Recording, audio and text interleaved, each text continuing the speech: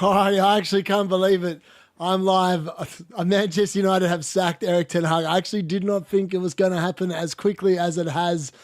But my God, Ineos have been absolutely ruthless this morning, well, this afternoon in the UK, and Erik ten Hag is gone. The club statement is out.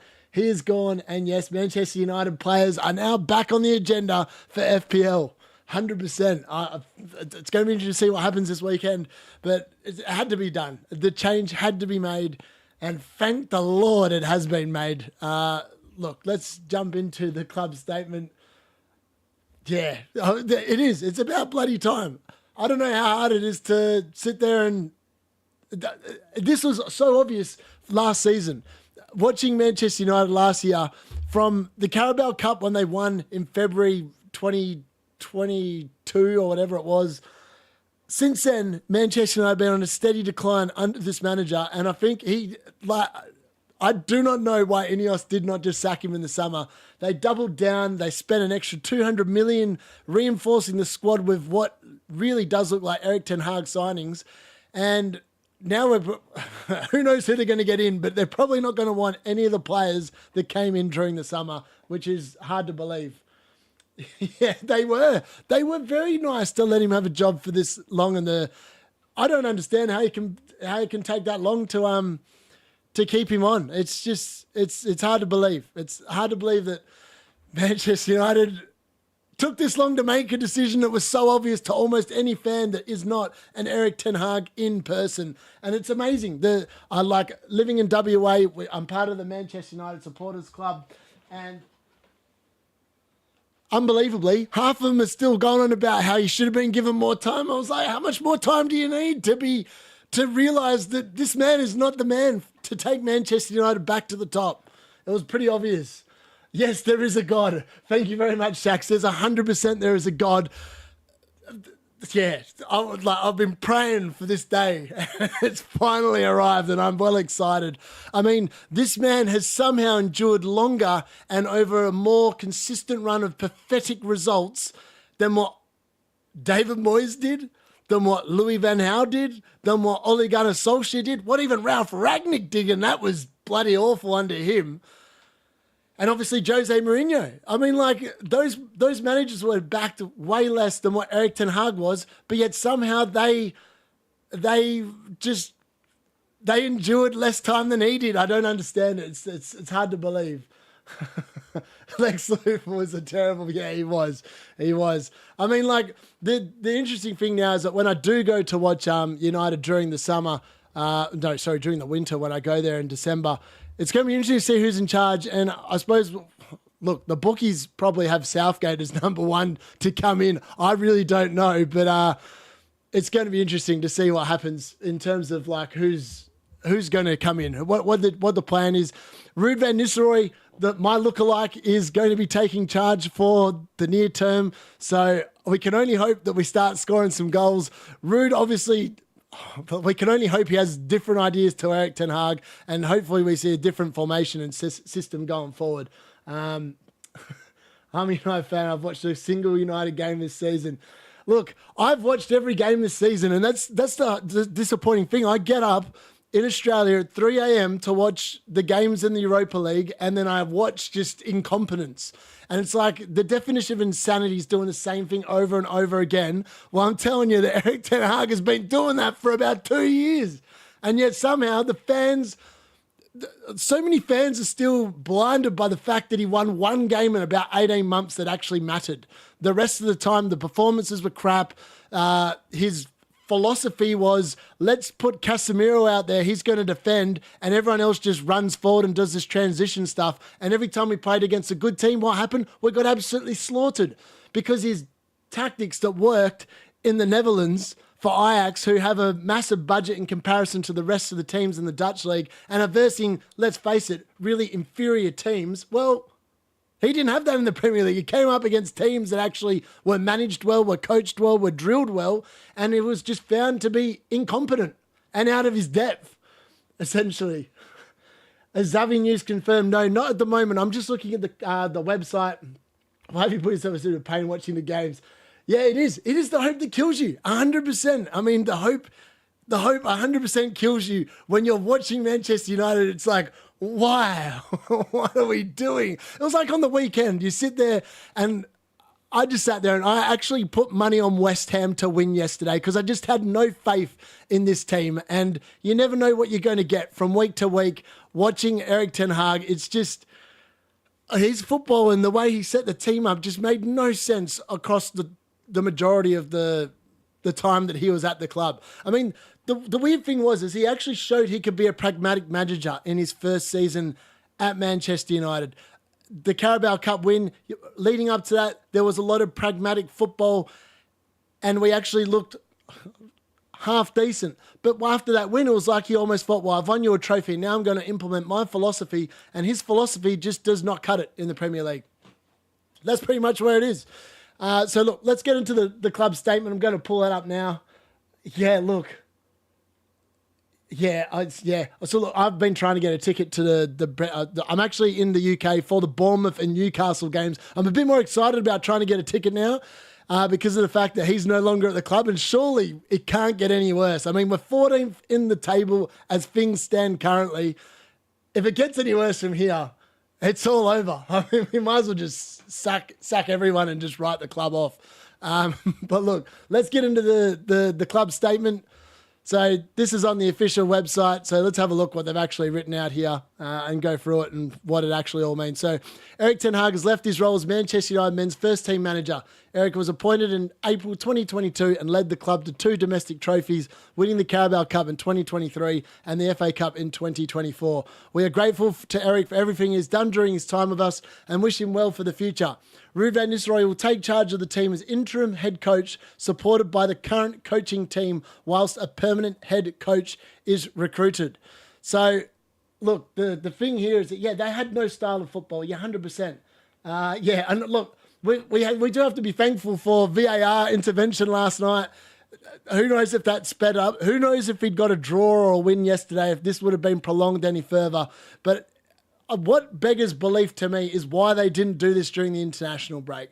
Did they honestly expect them to return from the international break and start playing good football and delivering results? I certainly didn't. I mean, he's shown over a consistent period of time he's not capable. Yeah, 100%. And the worst thing is that you watch him for the whole time he's been there. Has his identity been there? No, it hasn't. I mean, like, there's been no Manchester United identity under Erik ten Hag. He just sits there. He does the same thing. It's rinse and repeat. Every time we play against the top level opposition or even like, top 10 team, we get spanked. There's a reason why we went to Brighton and got spanked 4-0. There's a reason why we went to Brentford and got spanked 4-0. There's a reason why we went to Crystal Palace and got spanked 4-0 because he did the same shit, rinse and repeat, and kept on getting the same results. That's why. There's a reason why he's gone, and that is the main reason why. It's just, I don't know. It's just no good. It's thankfully this nightmare, this particular part of the nightmare is officially over. We can start waking up. Hopefully the people that were like blindly Erik ten Hag inners start realizing the daylight has come and that Manchester United are going to be in a much better off position. I mean, let's just have a look at the signings that he's made over his time at the club. Which of them has been a success? Like, honestly, which of his players have been a success that he has bought? I can tell you the ones that haven't been a success. They're almost all the only ones that you could argue have been a success are his 2 freebies. Johnny Evans has been fantastic since he came back in on a free, and so has Christian Eriksen. Now, Andre Onana, the jury was out last year. He's been much better this season, but as a new manager coming in, going to want Andre Onana in goal. He was meant to be an Erik ten Hag goalkeeper. I wouldn't say he's everyone's cup of tea. So that's going to be a problematic thing moving forward. And then obviously the other one that you would say was probably a success to this point in total is probably Lisandro Martinez. But other than that, the rest, I mean, most of them are just injury-prone players that don't get anywhere near the team, which is definitely... yeah, it's just hard to believe. I'm still in belief. I'm still in disbelief. That's my mate. Shout out to Semenyo on this chat. He's actually one that broke this news to me well before it actually got released. So I don't know where you're getting your sources from, mate, but keep it up and put it in there about. I can't remember when he put it in, but it was a long time ago today. And I was like, Oh, surely that's not true because it's like he's just been living with 10 lives for so long. And I don't even know what you say to that really. But yeah, it's, I'm glad. I'm glad it's been done. It's all over the news. People are doing like live videos and all the rest. You know it's official when, hold on, can that off. I don't know why it's not showing up like that. There we go. When you go onto Sky Sports, and there it is. Man United sack Ten Hag as Van Nistelrooy takes interim charge. And look, obviously the media are loving this because now that they've got so much to write about. And like, look, Manchester United are the biggest club in football in terms of creating headlines, creating news. And the newspapers are going to be loving this, absolutely frothing. They've got what they've wanted. And look, I've got what I've wanted as well because I just think that you can't sit there and justify any way, shape or form Erik Ten Hag's suitability to the role. He's just not been good enough for long enough. And there's been no signs of clear improvement or anything at all. So look, 5 candidates. I don't actually know who they're going to get to take over. And I don't know who I'd really like to take over as well. But look, let me know in the comments who you think potentially could be in line to take over, who you would like to see. I mean, Gareth Southgate's name is still there. He still hasn't got a job. I mean, it's not without the realms of possibility. He's got a lot of friends in Ineos that, you know, quite like Gareth Southgate as well. Yeah, look, I had Ahmad at the start of the season because I thought Ahmad was going to be a player that was worthy of picking an FPL 5 million. He looked like he was going to get a go on Erik Ten Hag. And then this is the problem with Erik Ten Hag this season. All of a sudden, everyone just disappears. Like, he's playing well, then all of a sudden he gets benched and you don't see him for like 5 games. It's like Marcus Rashford, and a lot of the fan base have decided about Man United's ability to get the best out of Marcus Rashford. Well, Erik Ten Hag sat there, he plays him for a few games, he scores a few goals, and then all of a sudden, what happens? He puts him on the bench. Like, it makes no sense. Like Manuel Ugarte gets signed, he puts him in the team, and then all of a sudden he goes 3 games and doesn't even get a minute on the pitch. Like, the decisions this season have just runk of someone that is desperate, has no idea what they're doing, is out of their depth, and thankfully he's been put out of his misery, he's been put out to pasture, and he's gone. That's pretty much it. Yeah, his ability to change tactics, well done, Ollie. It doesn't exist. He spent so much time bringing in non-proven players or players that have well and truly passed their time. I wouldn't agree. I would 100% agree with all that. What players he brought in this summer that's improved the team? Well, Manuel Ugarte didn't even bother to play him most of the time. Lenny Yoro probably looks like a really good player, but I don't think that's a Ten Hag signing. I actually think that one is an Ineos signing for the future. He's brought in De Ligt. De Ligt's been questionable in some games, brilliant in others. He's brought in Mazraoui across the board. Mazraoui's been okay, I think. But Joshua Zirkzee, he looks like a sloth. He looks like he does it. You see that shirt on the wall there, Fellaini shirt? He makes Fellaini look like a god. That's how bad Joshua Zirkzee is. That why he was ever bought from the Italian. What is the obsession with bringing players from the Italian league to play up front? The Italian league is a slow league. It's a sloth league. It's made for people that can't run because it's slow.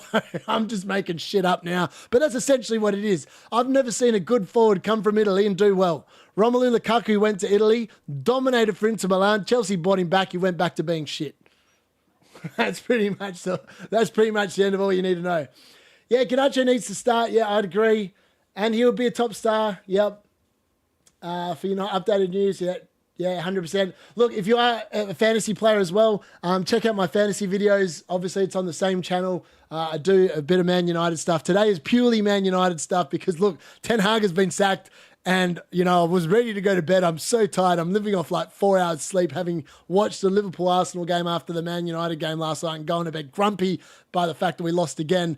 But, and I was intending on being in bed and asleep, but unfortunately, the news has come out. Fortunately, I think on reflection, the news has come out and he's gone. So thankfully, he's gone. But look, who do I think will take over? I don't know. It's so funny. All the United legends coming out and saying, man like Rude, Ferdinand reacts to Van Nistelrooy taking over the show. Neville, nobody's shocked. No, how can anyone be shocked that they've been sacked? I think the only shocking thing out of all this is that it took them so damn long to sack him. That's the hard thing to understand here. Like, I mean, I was trying to put this into perspective to the people in the Perth Man United Supporters Club chat because they don't understand how like life works. Half of them, I think they live on Cooney Island and got no idea what they're doing. But they basically tried to tell me, that there's signs of progress. I was like, well, mate, if I'm a teacher, I know I'm a teacher by profession. If I sit there and I'm teaching kids and there's no sign of improvement and my results year on year are going down, my job's probably going to be getting asked a few questions like, what are you doing in your class? Are you actually teaching? Are you improving the kids? And all you have to do is look at the body of results under Erik ten Hag and you'll realize that there has been no improvement. There's been no progress, no signs of change, no system, no style, no whatever you want to call it. And the thing that's really done him is you have no results. And if you don't win games of football today is a results-based business. We're not living in 1990s when Sir Alex Ferguson was there and was given 4 years and was close to the sack, but then brought it back. Those times are long gone. Society is a much more quicker moving society. You can't afford to be slothful and just not taking it on board. Yeah, I saw the photo of Xavi's kid wearing a Man United shirt. Yeah, I don't think he is suitable either. I'm not sure. I mean, like, Xavi's such a good name. Maybe but like, it didn't work out at Barcelona, and that concerns me for him. And Flick's come in there and just turn that straight around. So I'm not sure. Here's a name that obviously is available. It's not going to cost any money to go and get him because he's currently out of work. But look, I'll put my hand up. I reckon I could get a bit more of a tune out of him than Erik ten Hag. Look, who's available? I actually even said this, and like, it's hard to believe, but Gareth Southgate would probably get better results than what Erik ten Hag was doing. I think almost any manager out there would get better results than what Erik ten Hag's been getting because, I mean, we're 14th in the league. The table doesn't lie, right? Like, you normally are in the league where you're meant to be because for a very particular reason, because you're not good enough. And look, that's what's happened there. I quite like it's hard as well because I feel like Xavi Alonso looks like a good young manager, but he hasn't really been in a job long enough to actually gauge whether it's just a one-season wonder. Yeah, I agree. I actually like, but I can understand why he potentially would be an option. Almiron that's at Sporting, he looks like he could be an up-and-coming manager. Like, they couldn't go wrong with actually getting Michael Carrick, to be honest with you. I think Michael Carrick could be an option. He's done an all right job at Middlesbrough. I mean, even Kieran McKenna, I know that Ipswich have started the season horribly, but he's worked miracles. He's taken them up 2 divisions with his style of football. And look, Ipswich play really attacking football. They look good. Unfortunately, their players just, I don't think, are good enough for the Premier League. I think that's where they're getting let down, but I think he'd be all right. Zidane would be good at getting the egos on board, but I don't think Man United actually have too many egos left. I mean, it's Marcus Rashford, Bruno Fernandes, and name me someone else in that team that has an ego that would be a problem at the moment. I don't think there is anyone else. I think it's just those 2 players. I mean, all the rest that had egos have left. And normally got left to go and play better for someone else. Ancelotti, if Real don't win La Liga, with Mbappe will 100% be available. Yeah, I actually thought that, when I saw the result on Saturday night when Barcelona smashed Real Madrid 4-0 at the Bernabeu, I actually thought that, Ancelotti could get his marching orders and he, I don't mind him. I know that people they talk about his record at Everton. Well, Everton, man, they've been shit. They're about as shit a run club as we have been over the last 10 or so years. So I wouldn't take too much of that on board. Yeah, it would be interesting to see Zidane headbutt Rashford 100%. 100%. I would like that. But with this, that's the problem. The squad. Like, I mean, how do they fix this? How do they fix this shit show from here? I don't actually know. Because the problem is they've gone so long and provided, what's the word I'm looking for? Like, they've put £600 million worth of investment into a squad that Erik ten Hag has constructed. And the most damning thing for Erik ten Hag is the fact that they sucked. They were all his players. They'd all played for him before, and none of them could carry out his instructions that he was given to them during games, before games, at halftime. The amount of times you sat there and thought, United have played a good half here. They went in at halftime and a different team came out in the second half and they got smoked. I remember that 7-0. If a team ever loses 7-0 to anyone, and let alone 7-0 to Liverpool, they should not be in a job by the time they get back on the team bus. Someone should have rung up and said, "You're out, mate. Pack your bags, pack your locker, pack your manager's office, you're gone." Like the signs were all over it then. When you're 1-0 down against Liverpool, and like they were unlucky in that first half of that game, but in the second half, the crumbling that just happened and occurred when they just gave up and essentially he oversaw 6 goals go in for Liverpool. I mean, like, just pathetic. And look at that. Manchester United shares have jumped after Erik ten Hag's sacking. Now that's interesting. So they've gone up quite a bit by the looks of it. Highest value for over a week. There you go. See, that's what happens when you sack a manager who's literally tanking the share price because the results are that bad and they're going to miss out in Europe. All of a sudden, the hope comes back. The hope comes back. Yeah, well, look, Ralph Ragnick said to the board that it needed open heart surgery, and it's debatable about whether the Glazers got rid of Ragnick or whether Erik ten Hag just didn't want to work with him. Depending, maybe it'll come out in a few years' time, the truth about it all. But look, it's one of those things that, you know, it's just, I'm just glad it's done. I'm glad it's over. I'm glad that we can hopefully get back to, I mean, look at that. Points per game under Erik ten Hag. Shocking. Absolutely shocking. So earlier in his reign, Man United were regularly hitting 2 and 3 points per game across 5 matches, the kind of form which might get them back to the top. But the last time they did that was in February. And since then, they've spent more time getting closer to an average of 1 point a game. And that's more like relegation form. That's what I mean. Like, when people sit there and go, oh, you can see like tidbits and like 5 minutes here and there of like a style of play. And this season, people go, oh, you know, it's looking better. I was like, is it? We went to Brighton and conceded in the 94th minute. How many times did we concede in the 90th minute last year and lost the game? When was the last time we won in Europe? It's been over a year. It's been over a year that we've last won in Europe. It's unbelievably insane. It's just ridiculous. I mean, the stats are damning. The shooting, I don't actually know how they fixed the shooting. Maybe they need to bring up Obi Martin that they got from Arsenal. He's 16 years old, but my God, he scored 3 goals in 14 minutes in the under-18s. And yes, he is 16 years old. He's not turned yet 17, but maybe you just fast-track him in and throw him in and see what happens. Because he might actually score you some goals. I mean, we're definitely not scoring. XG overperformance, minus 6.78. So that's how many goals have just been squandered.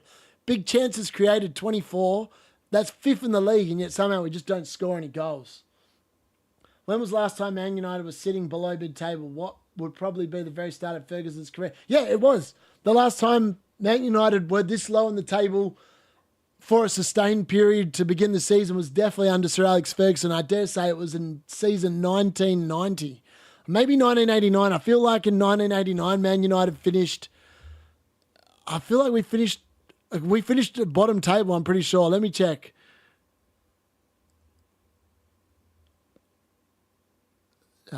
Finishes lowest. All right, let's see what it says. All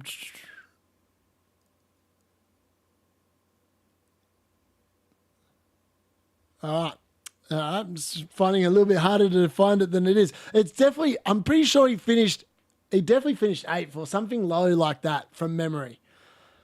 Let's have a look. 1992, 93, first. Where's the old first division? Oh, here we go. All right, so, yeah, they did. 1987, 1999, they finished... So, 1987 to 88, they finished 2nd. In 1986, the year he took over, but that was halfway during the season, they finished 11th. They finished 11th in 1988-89. They finished 13th in 1989-1990. So, yes, Ferguson did oversee a low league finish, but then it went to 6th in 1990-91, and then they went to 2nd in 91-92, and then obviously they won it as soon as it became the Premier League. Yeah, that's right. They've been struggling to sell tickets because the team's just been that poor. That says it all, really. They've also upped the ticket prices as well, which I don't think has helped entice people to go to the games. I mean, like, when you're playing crap football, why would you go and watch something that's poor? Well, I definitely wouldn't be going to watch. like if I was living in the UK still this year, like I had been for the past couple of years, there's no way I would have bothered to go up and watch while Erik ten Hag was in charge, because the chances of us going there and losing were high on the agenda. I mean, I remember going when Ralph Ragnick was in charge, and like we had games that we lost and then games that we won, and you just sort of accepted that, you know, I was lucky. I went to the Tottenham game when Cristiano Ronaldo scored that hat-trick against Tottenham on his second stint at the club. That was a fantastic game of football, that one.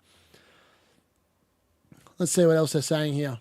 So Van Nistelrooy's record is he's got 70% win percent at in the Eredivisie. So like again, I don't think Ruud Van Nistelrooy should be the long-term option.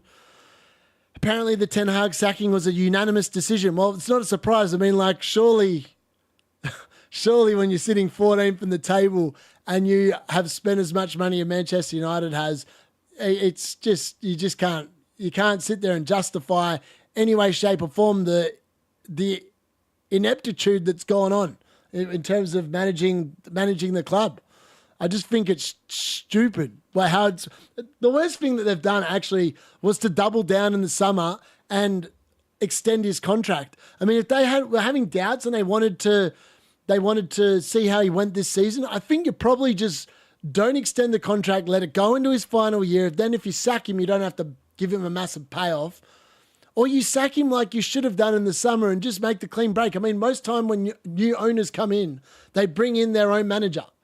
There's a reason why there are so many sackings at the beginning of the time when people are at a football club, like the new owners. They normally always want to bring in their own man, because Thomas Tuchel happened to him at Chelsea.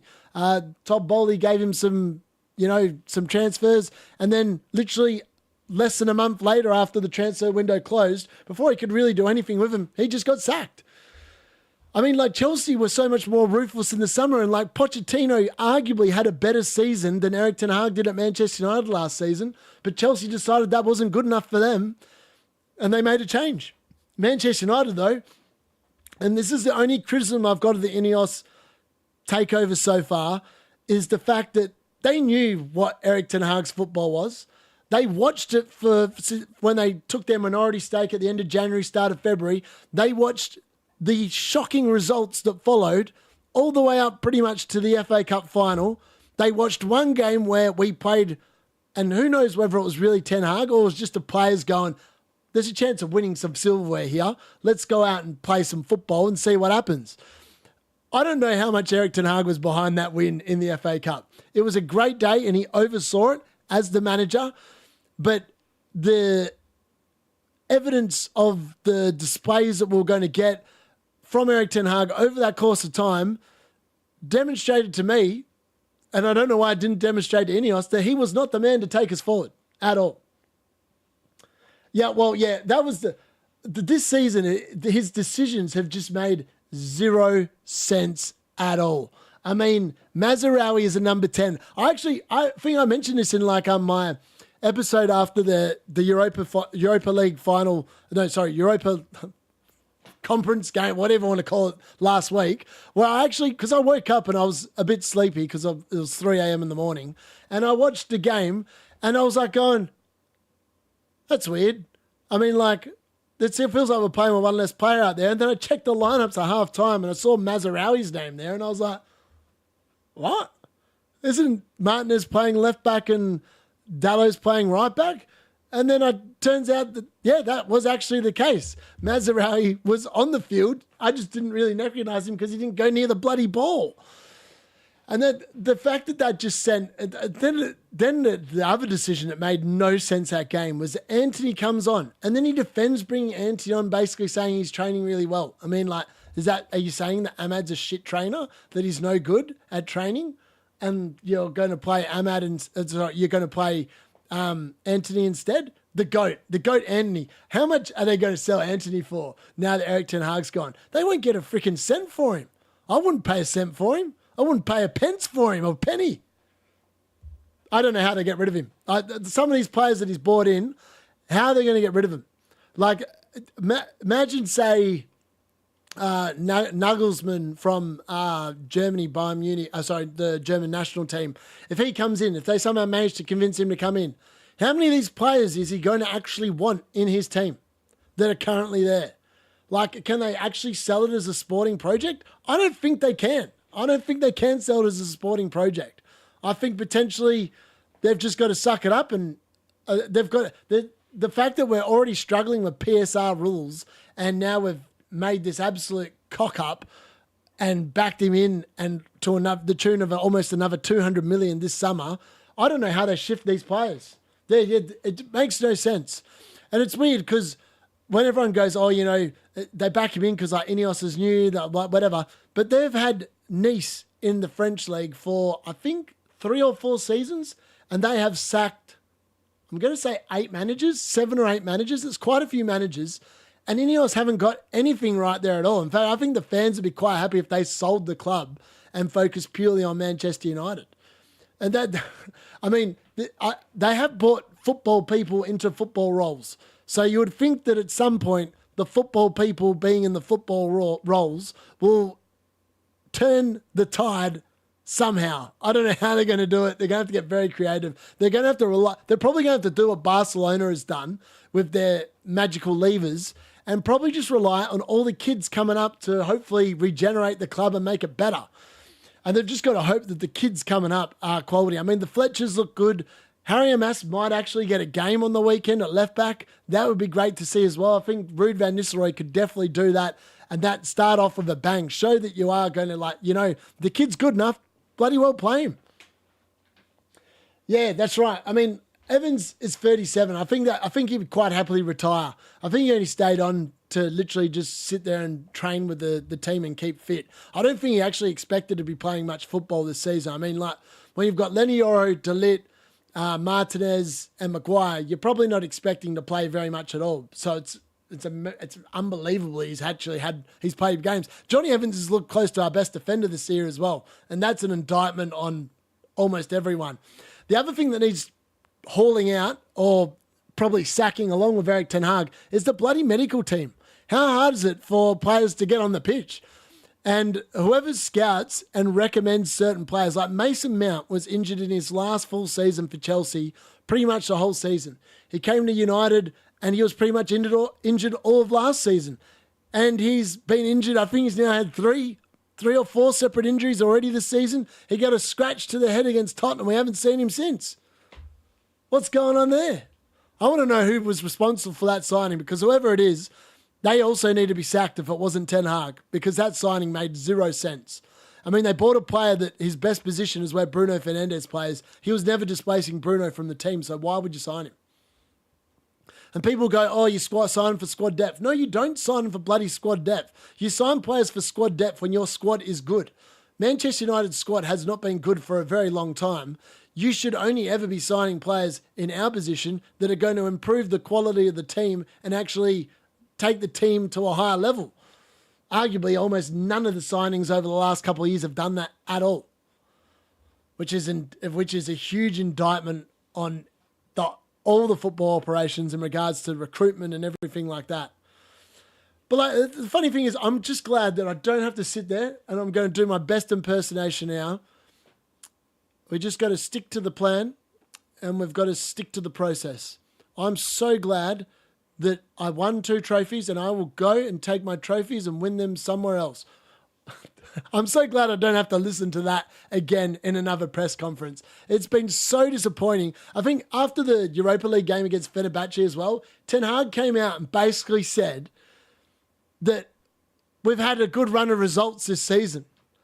Like, can anyone recall a good run of results this season? Because we were pretty up and down in the preseason. We lost the Community Shield. We beat Fulham. That was one game. And then we lost the next one and the one after that. Then we came back and we beat Southampton, which was a real struggle because they got the penalty. Unfortunately, their players can't shoot. And then obviously we beat Barnsley 7-0. Is he referring to the run of form when we had no injuries or whatever, and as that is the run of form, like Southampton, Barnsley? Like Southampton almost guaranteed to go back down to the Championship, and Barnsley are in the Championship. Is he basically saying our level of football is like Championship level? Because that's what I took out of what he said. It made no sense, that comment after the game last week. starting the season. Yeah. Why would you start? So they sold Fernandez to, is it Porto? No, it's not Porto. Benfica. Benfica. They sold him to Benfica. I was like, I knew it was a Portuguese team. Benfica. And he's apparently tearing it up. Like, why did he never get given a game? I mean, we had the left back problem all of last season. Malacia hasn't played for almost 18 months, I'm going to say, maybe probably even longer. And Luke Shaw is like, if it's not England, Luke Shaw's not interested. He's not interested. I can guarantee that if this was the end of the season, he'd be getting fit. If England were having a tournament, Luke Shaw would be available. Put money on it. But for Manchester United, he's a player that needs to be sold, 100%. When you talk about players that have probably let the club down, Luke Shaw is 100% right at the top of that list. He needs to be sold. His body is just incapable of standing up to Premier League football moving forward. They need to invest in a proper left back and move him on. That's essentially what they need to do there because it just hasn't been good enough at all. Yeah, I mean, like, I just don't know what they do with Maguire and Evans. Like, there's so many players, like Victor Lindelof. Like, that was the funny thing that I saw on the weekend. Victor Lindelof. Like, why is he playing? The dude should have been sold in the summer, and yet you then are relying on him. Like, he was a fault potentially for the goal that Fenerbahce did get, not headering or whatever. But like, this all comes back down to the fact that he picked Mazraoui in the number 10 position when he could have picked him in fullback and Martinez could have been playing in the centre and Victor Lindelof isn't in the team, which Victor Lindelof ain't going to be staying around after the end of this summer. His contract is up. He's going to be going to probably the Turkish league to play for Mourinho. Well, that would not actually surprise me. The presses all year have been, yeah, he does. He says the same thing over and over on repeat. 100%. 100%. We played well. Not good enough. We need to win. We have injuries, but the players need to step up. 100%. How many times have we heard that? He actually was blaming the VAR decision. Like, I get the VAR decision was not helpful yesterday, but so much after half time, Man United came out and it was not the team that came out from the first half. West Ham were invited into the game. They took advantage, and so many times under his man management, he has no man management.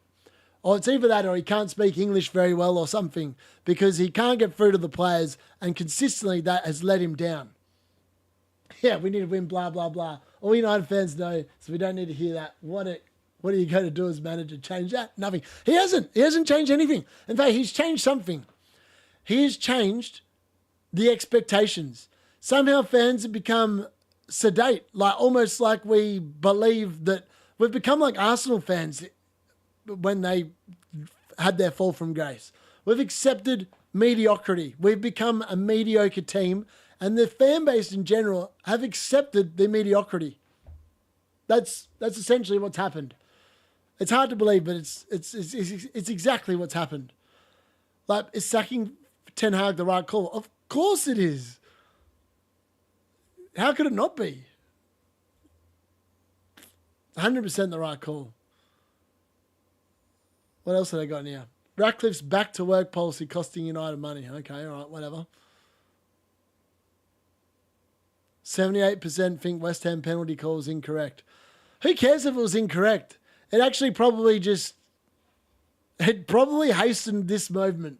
And let's be honest, it needed to happen. It needed to happen. What's that? What are coming out now? Ferdinand's not surprised. You liken Erik Ten Hag's reign to a boxer getting knocked down and never recovering. That's a pretty accurate analogy, to be fair, Rio. What's he saying here? No one's surprised. None of the legends are surprised. Why would they be surprised? They kept the man in charge. Season kicks in. I actually thought we were starting to see some new signs in the first 2 or 3 games. And then we got beaten by Liverpool and it never recovered. It was like a boxer getting hit and knocked down in the 3rd round and never recovering and getting knocked out. Knocked down every single round on the way to the 12th round. And finally we're here. The fight's been called off from the last round for the manager. And I think now we're going to go for a new direction. Oh, that's brilliant. I like it.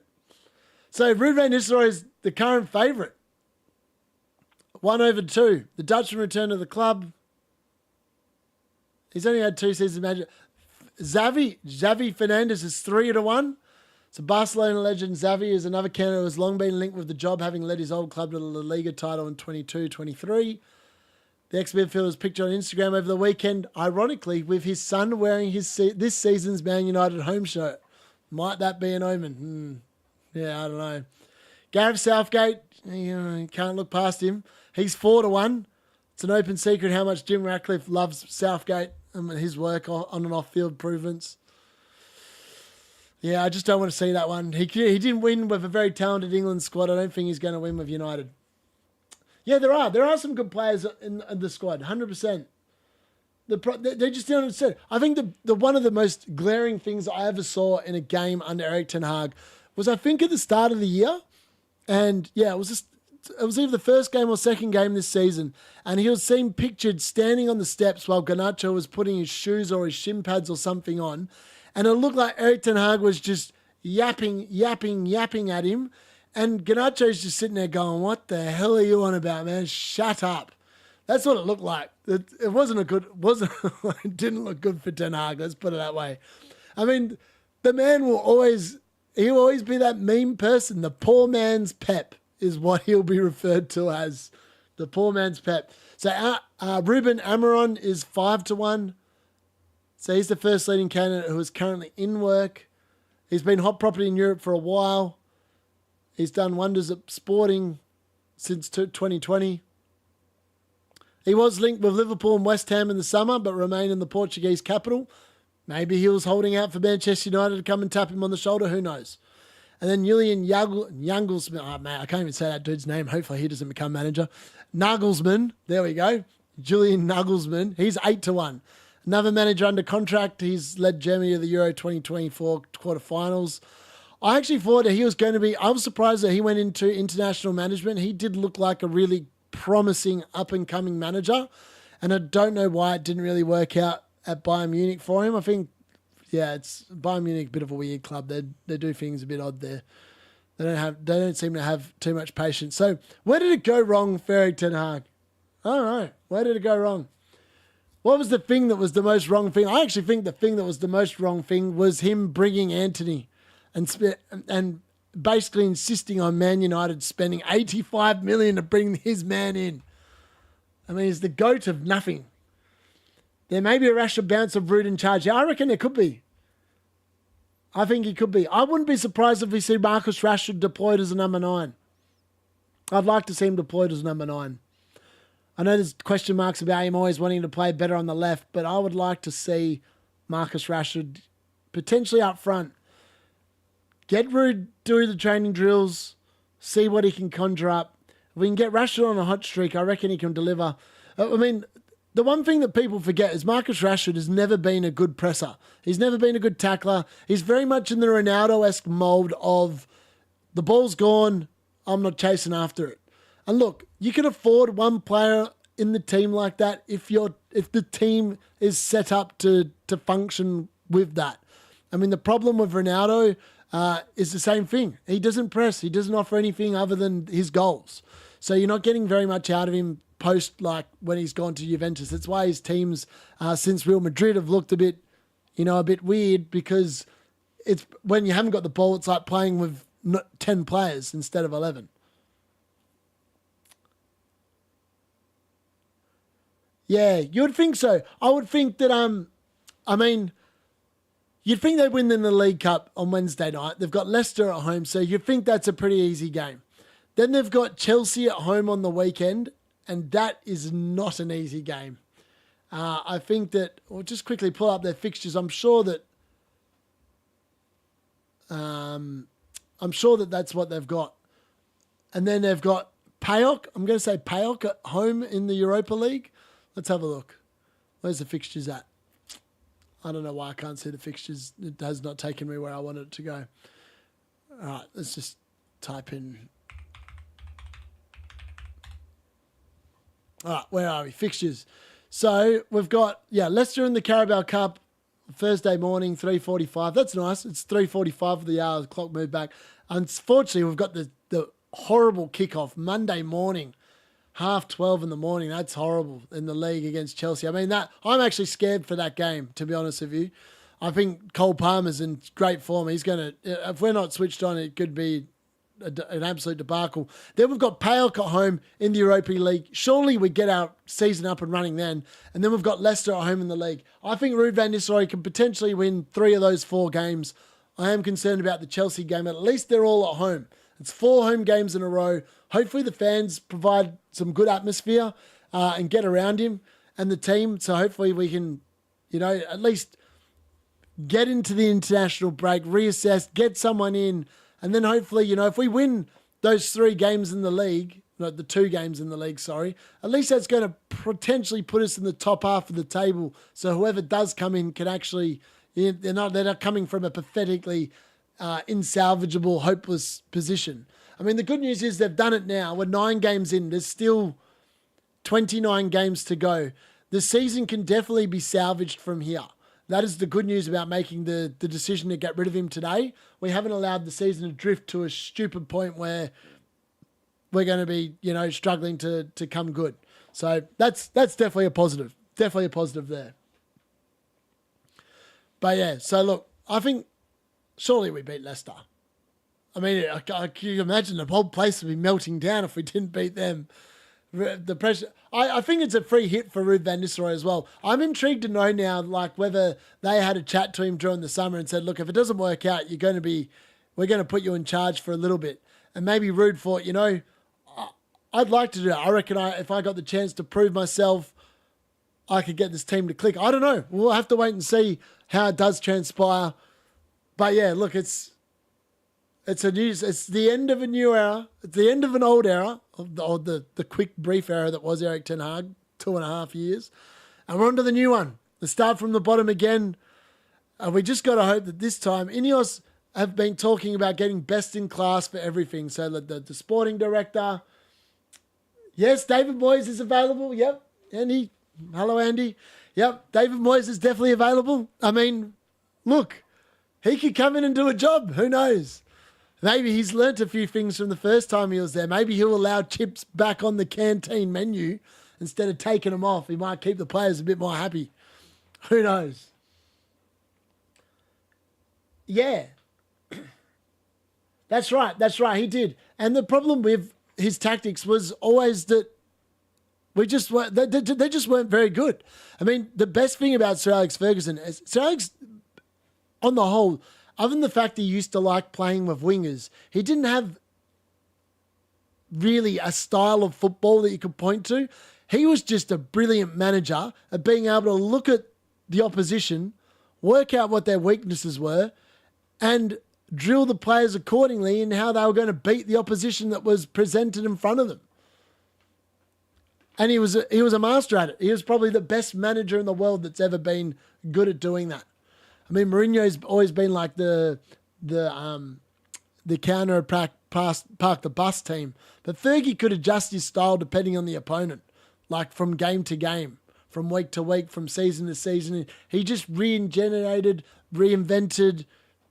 I mean, he played a game of 8 defenders against Arsenal in the Cup all those years ago and won. And won comfortably. The man knew what he was doing. And yeah, we are Moments FC. The problem is, I think this is a 2-part problem, the Moments FC. Yeah, his 5-4 managers, Trashford. So many people don't like Marcus Rashford. I don't fall into that category. I think that he is a frustrating player. Don't get me wrong. He's a frustrating player. There's so much. He has so much quality when he is on. And when he's on, he looks hot. I mean, there's a couple of times this season already where he's looked brilliant. The problem is that in Erik ten Hag's system that he refused to adapt or mould to cater to the players he had, he kept putting Rashford in a position. The reason why we get torn apart wherever Marcus Rashford is because normally Dallow's behind him.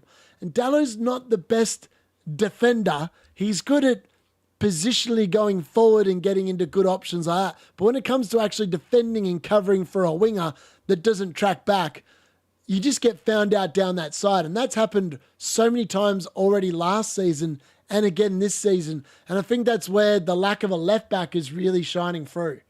That's my personal opinion on that one. Yeah.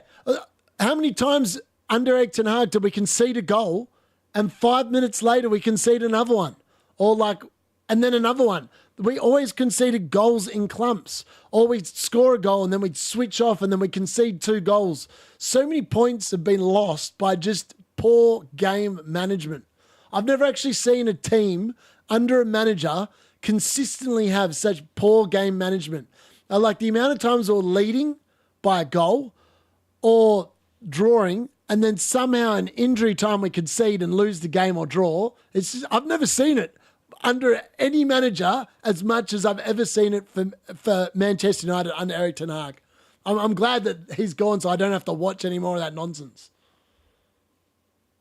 Yeah, Brexit out of the players, yeah. Yeah, it is a mess. The fact that they've now had to sack him and the fact that so many of the squad are now his players, I don't know how long it's going to take to address or fix the problem. But I dare say it's going to take a while, would be my guess. It's going to take a while. Yeah, I agree. We need players not Afro. Yeah. I mean, it's scary because the players we've actually sold have done really well for their new clubs this summer. I mean, and I don't know what people's thoughts are on Mason Greenwood or whatever, and whatever. But Anthony's been accused of the same shit, and yet he somehow keeps on playing football. I mean, he doesn't play football very well, and obviously Mbappe's now been accused of something very similar. I mean, it's unfortunate that happened, but it's hard to see a player that is that talented who, ironically, Manchester United desperately need a goal scorer, and we've given one away essentially for 30 million in the summer. Steve Bruce will get it sorted. Oi, Steve Bruce will probably sort him out defensively. He'd knock a few heads together. Yeah, I mean. The thing with Rashford, yeah, I think he has missed Luke Shaw, but the problem with Luke Shaw, he just is never fit. He's never fit enough. He's always injured. I mean, you can't have players like that are just no good. If they're not available, there's no point having them. Proof for it didn't happen. Yeah, I agree. I was like, it's weird because he's now having a baby with the person, right? Something didn't add up there. I was like, it felt like a little bit like a setup, to be honest with you. But I'm no expert.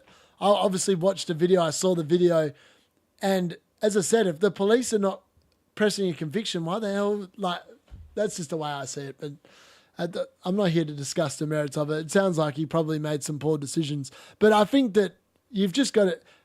I feel like in this particular case, you just give everyone a chance. You think about the people in the AFL. Australian Rules Football. What's his name? Taron Thomas. How many times did he go to counselling for something that was probably worse than what Mason Greenwood did? And he still was able to play until eventually North Melbourne got rid of him after the 5th or 6th time of it happening. But yeah, I don't know. I just think that you look back and you're like, oh man, we had a striker. We had a striker that's probably going to be great for another 10 years. I'm done for 10 years, yeah, mad. I mean, the problem is that they bought Rasmus Højlund last summer, and he could potentially become a good player, but when you're spending £72 million, and then you spend another 36 on a Xerxes that looks like he's a wet wig, and probably doesn't belong in Premier League football, and you go, you could have spent $100 million on one player that is a guaranteed source of goals. Would that not have been a far better option instead of dicking around hoping for something? Yeah, I think they did want to keep him. The problem is the English press. The English press are a nightmare. And they always have agenda against United. United are a big news story for the English press. And I think that was just it was too hard to bring him back because they were just going to get crucified in the media about it. 100%. Yeah, I would agree. And yeah, it wouldn't have looked good for United's image. But at the end of the day, I mean, yeah, obviously the powers that be. I obviously don't run the club. I just think that, potentially, I always just say it, you're playing football. If you're not convicted of something, you should just be able to get on with it. It's like, yeah. Oh, yeah. We've been a club where you've just come to retire and make a good living. You can phone in performances from time to time. Look, Erik ten Hag was brought in as a disciplinarian. He pissed Ronaldo off, even though Ronaldo was demanding more from the teammates around him because he thought that, the standards had slipped and he was trying to instill that. But Erik ten Hag got rid of him. Then he had the whole Sancho debacle. I mean, that doesn't reflect well on his man management at all. And obviously, as much as people say, Sancho's a little brat, and well, he may well be a little brat. I don't know him, so I can't really comment, and I can only base off what I see. But he did play really well for Dortmund. He obviously got to the Champions League final last season. He started off with Chelsea really well. I'm not actually sure what's with him now. I think he might be potentially injured. I'm not sure. But I don't think he'll be playing this weekend. God, that's because he's on loan this weekend. So that's why he's definitely not playing this weekend, because technically he's on loan until they buy him in the summer. But you sit there and look at some of the decisions that have been made over the last few years. Like Mason Mount was brought in to what? Be a squad depth player. He's never going to replace Bruno Fernandes. They let De Gea go on a free transfer. They bring in Andre Onana for £40 million. Is there any real upgrade in the goalkeeping department? Probably not.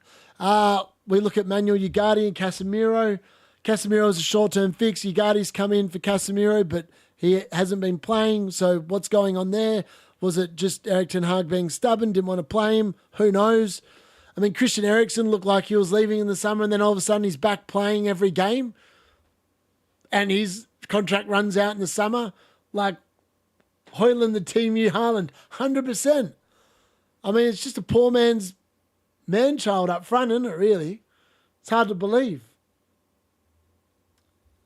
Hello, my FPL peoples. Yes. Look, I actually think Man United probably are going to become some relevant FPL assets. I wouldn't be surprised if Marcus Rashford becomes a actual potential option coming into your teams. I mean, this changes everything. I think it changes the Man United fixture. It was a target. I actually don't know what's going to happen on the weekend now. Cole Palmer looked like a really good captain option, but I'm not sure what United are going to show up on Sunday anymore. So it's a wait and see. Wait till we get to the international break. If you guys are joining here for the Man United chat and you do play fantasy, make sure you check out my videos. I've just done the Game Week 10 preview video earlier today, and I was going to go to bed, and then obviously I read the news that Ten Hag was sacked, and I just had to hop on and cover it because it's big news. It's big news. I don't know what else there is to say other than the fact that it's good. It's happened. They're going to talk about it. There's going to be so much news that comes out. Look, the attack's been poor. I don't know. I don't know what you do. This obviously hasn't refreshed. Let's refresh that, see what else comes in. Obviously, it's just about who's going to get the job. I mean, it is one of the most coveted jobs in football. Whoever actually turns this shit show around is going to be seen as a god. He's going to be seen on Ferguson-type levels because it's dragged on into the obscurity for this long that whoever does eventually turn this around is going to be brilliant. Yeah, could be. Rashford, Bruno, Garnacho, price rises tonight, yeah? Next season, championship next season. It could be. I don't know. It could be up. Maybe I'll start a championship competition. I don't know. Man, I'm loving the comments. Keep them coming. Honestly, the Fantasy Premier League game week was a weird week as well. I mean, I'm just going to diverge briefly into that now. So if you are just here for Manchester United chat, then you might need to clock off for a couple of minutes. But if you're here for the fantasy, let's cover it really quickly. What a weird week that was. 63 points. I started the week on fire with Chris Wood. And the longer the game week went on, the worse. I actually ended up with a down arrow. But the four people above me in the league, they all scored lower points than me, so they must have down arrows as well. It was a really weird week. There must have been a lot of people just behind me that got slightly more points. I mean, Smith Rowe on my bench, that hurt. That was a disappointing That was disappointing, considering Morgan Rogers only played 57 minutes. That was disappointing. Yeah, but look, Dallo, he could have been a great option. He probably will be a good option moving forward if he stays in the team. I firmly believe they'll bring in Harry Amas this weekend. I hope he gets a start. Harry Amas to start this week. That would be good. Let's see what Gary Neville has to say. I love Gary Neville. His comments. I would love to hear Roy Keane's opinion. Has someone heard of Roy Keane giving an opinion on Erik ten Hag's sacking yet? I really want to know what he had to say. You know who would be really good as a manager just for a brief period of time? Just to kick and stir up a few feathers. Roy Keane, chuck him in there. Bring him in with who would be good with him? Who would be a good assistant manager of Roy Keane? I don't know.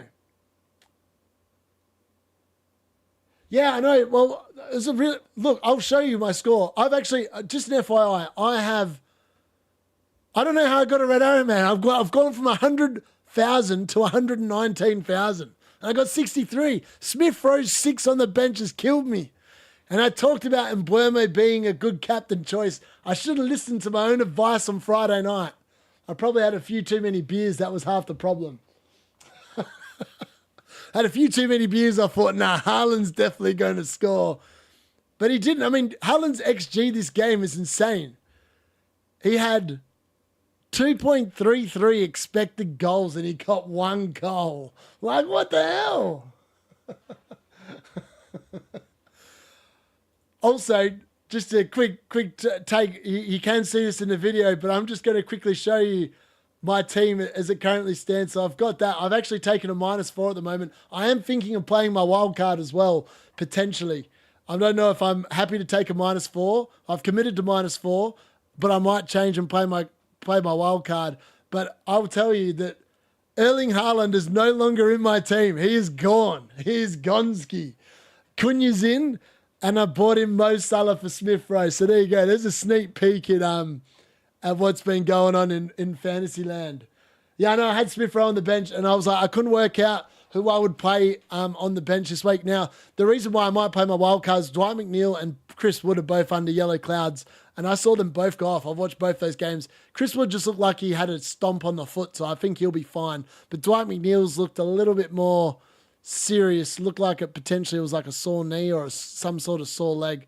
So I am open to playing my wild card 2 weeks earlier. I was going to play it in game week 12, but I am now considering playing it in game week 10. We will get back to the Man United chat now. But look, check out that video. It is up now. I've also put a short up so you can see how my points were made this week as well. The WhatsApp group is there as well, so make sure that if you want to get involved, hop in the WhatsApp group, and there's a link in the video I put up today. Press the link, join in. There's a bunch of people already in there. We just talk all things fantasy. If you hear news or whatever, you can whack it in there. But the link is in there. I know lots of all those other FPL content creators charge for that service, but I don't really care about making money, to be honest. I just do it for the fun of it. If I ever get big enough and some bloody sponsor wants to sponsor my show, then I'll quite happily take their money. But I don't really care about the average Joe paying money for a WhatsApp chat that, as far as I'm concerned, should be free of charge. If De Bruyne is back in the squad this week, I don't care. I don't like the City fixtures. Watch the video. I go over the City fixtures and I explain why I've got rid of him. Yeah, I just think that he's a definite sell for the time being, and I think that yeah, he can go. I do want to bring him back before they play Manchester United. Before they play Man United, I think it's in game week 14, game week 15. I want to bring him in because Haaland will probably score a hat-trick against us, depending on what's going on. But we could have a new manager in place. The team might be set up a lot better, and all of a sudden, we're hard to beat, as Erik ten Hag famously said after the game last week. We are a hard team to beat. Unfortunately, we weren't hard enough because West Ham beat us on the weekend.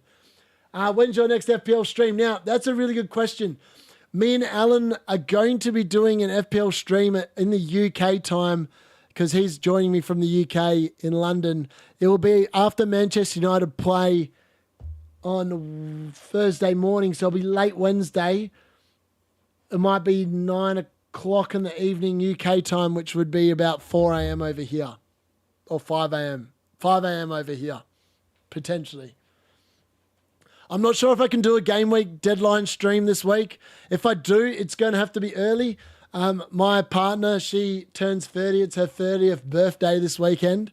So everyone's coming over at 4 p.m. And unfortunately, the deadline is, because the UK's clocks have gone back, the deadline this week is, I'm just trying to work out the time. Bear with me 1 second because it has changed.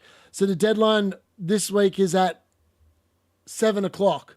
So if I do a deadline stream, it's going to be significantly earlier than the deadline, and I can probably only do it for an hour. And I can't commit to one yet. I'll put it that way. I'm going to try and do one. If I can't do one on Saturday, I will do one Friday night, like I did this week. But we'll just see. I'll put it up as a post. I'll put it in the WhatsApp group chat, and we'll go from there. Oh, yeah, all good, man, all good. Yeah, definitely check out the WhatsApp group. I'll definitely post it in there. I just this week's been busy. And then next week I'm away in Singapore, so I definitely won't be doing a stream next week. I might do a knee-jerk reaction type stream like FPL, Let's Talk FPL does on Sunday night, because I will be here then, and I'm away then 2 weeks after that. So I don't know how I'm going to go of putting anything out, but I'm going to take my laptop with me. I'm going to try and create some videos. They might not be the same quality in terms of the actual video quality. The content itself will still be good, hopefully. Yeah, cheers, man. I'll pass that on to her. She'll definitely appreciate that for sure. But yeah, look, I think I'm going to stop it there. I've covered all I wanted to cover. It's just been me explaining for an hour. The good news is it's over. Erik ten Hag's done at Manchester United. He's been shown the door. Yes, he won the FA Cup. Yes, he won the Carabao Cup. He's overseen the worst run of results by a Manchester United manager in almost 30 years. So that's all you need to know about it. It's good that he's finally gone. Thanks for joining me. Thanks for getting involved in the chat. And if you do want to get involved with some fantasy, make sure you check out my video. I put one up today covering my early thoughts for Game Week 10, and the WhatsApp group code to join there is in there as well. And before you do, if you could just quickly like the video here and the stream, that'd be amazing. And thanks for joining us, guys. Good night, and